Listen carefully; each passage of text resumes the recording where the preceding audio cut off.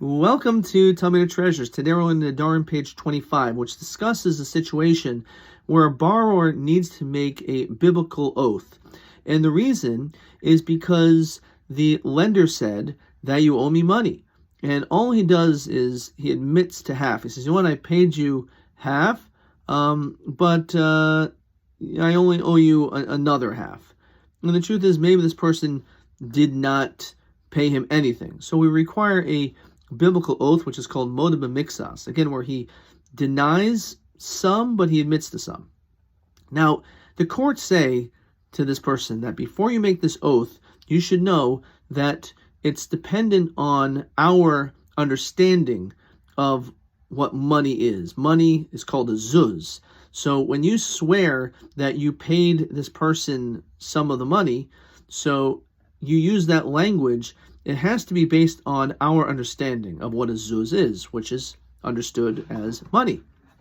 However, it actually has another potential meaning. It could refer to wood chips, and therefore a person in his mind could make an oath, oh yeah, I paid this guy zuz, which means just some worthless wood chips. And by doing that, the truth is he's making an oath in his heart correct, even though it's very deceitful. So therefore, because of that, the courts say that when you make this oath, it must be on our understanding of what a zuz is, that it's referring to money. And on this, the Talmud says that in addition to that, there was a very interesting story of this person who, again, was confronted by a lender, and he was told, you owe me money. And the borrower said, what are you talking about? I paid you back every single penny. I don't owe you anything. So he said, well, I think we should take you to court and swear to that effect. Make an oath. So this man, who apparently wasn't the best in being able to walk, he had a cane.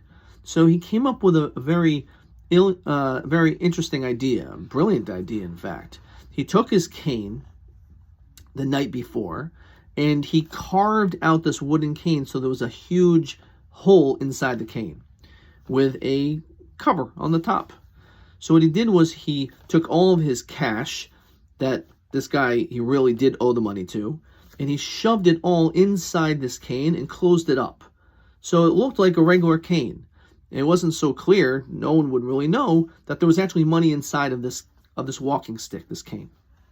So it came down to the time of the court, and this guy said, okay, you need to make an oath. Now, in those days, an oath, you need to actually hold a Sefer Torah. You actually had to hold a scroll. And you can imagine if it was large enough, and maybe this person wasn't so strong, he needed two hands to hold it. And this is how you make an oath.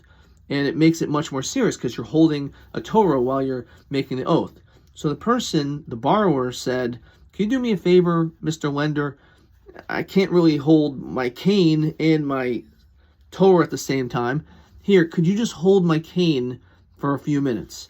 So the borrower gave this cane, of course, with money inside of it, and he handed it to the lender.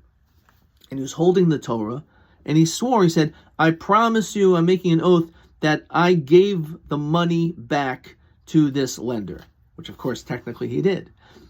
And this was obviously a great form of trickery. The Talmud here actually tells us somehow when he was handing it back, the stick was broken and all of a sudden all the money poured out.